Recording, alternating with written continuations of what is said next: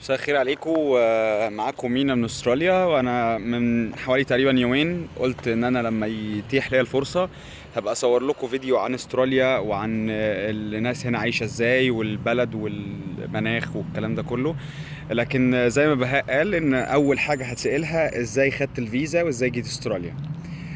بصوا يا جماعه، انا الاول جيت استراليا بشكل مختلف تماما، لان انا مش انا اللي عملت الورق، انا والدي اللي عمل الورق وكانت ورق هجره.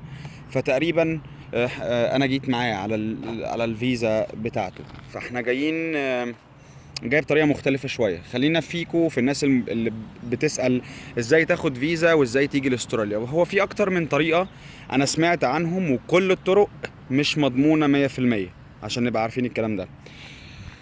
واحد، انت ممكن تقدم على فيزا اسمها working فيزا، ان انت عايز تيجي تشتغل هنا. الفيزا دي بتقدمها عن طريق الويب سايت. بتخش الاول على الويب سايت بتاع استراليا، ومن الويب سايت انا هحط اللينك في اول كومنت. هحط لينكين، لينك الويب سايت ولينك ازاي تفتح الابليكيشن وتقدمه بنفسك. اللينك الاولاني انت هتخش عليه في كل الفيز اللي تدخلك استراليا وطرقها وازاي تبقى انت eligible ليها،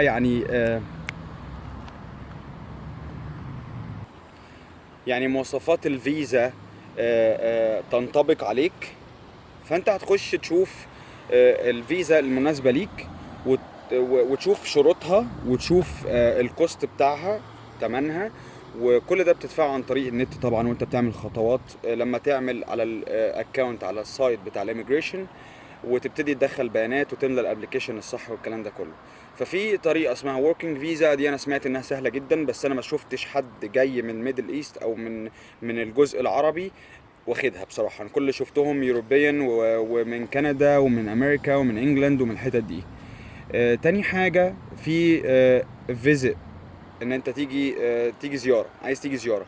فانت عايز تيجي زياره برضو. انا برجح ان انت تدخل استراليا من ضمن رحلتك، يعني تعمل رحله لتايلاند، ماليزيا، بعد كده نيوزيلندا، بعد كده استراليا، وبعد كده بلدين تاني، وراجع على مصر. فبحيث ان انت تبان قوي ان انت فعلا بتلف وفعلا بتزور، مش جاي استراليا بس عايز تزور. مش منطقيه. تالت حاجة، وانا مش عايز اطول عليكم، هو ان انت تشوف حد يتجوز بقى. يعني حد يكون فيها عريس عروسة هنا في استراليا، وتتجوز ويجهزوا لك الورق ويحملوا لك الكلام ده كله. بس طبعا دي صعبة شويتين. في ناس انا برجح، او انا شايف ان احسن حاجه انت ممكن تعملها انك تشوف حد مسؤول، اسمه immigration agency، او حد مسؤول عن ان هو زي ما يكون وسيط بينك وبين السفاره، بيجهز لك ورقك وبياخد لك الخطوات الصح والكلام ده كله. بس لازم تكون واثق مليون في المية ان الشخص ده خد الخطوه قبل كده وعملها قبل كده ودخل ناس استراليا قبل كده، عشان في ناس كتير قوي بتستغل ان الناس عايزه تسافر وبتنصب عليهم. فده اللي انا اقدر اساعدكم فيه، لان انا بصراحه مش خبير في الفيز، يعني ما دخلتش، والا كنت دخلت كل اصحابي. انا اتمنى ان كلكم تيجوا فعلا، ويبقى كلكم عندكم الحظ ان انتوا تيجوا استراليا واشوفكم كلكم. ولو حد جاي قريب انا مستعد اساعده من اول ما ينزل من المطار لحد ما يرجع للمطار تاني او يحب يقعد.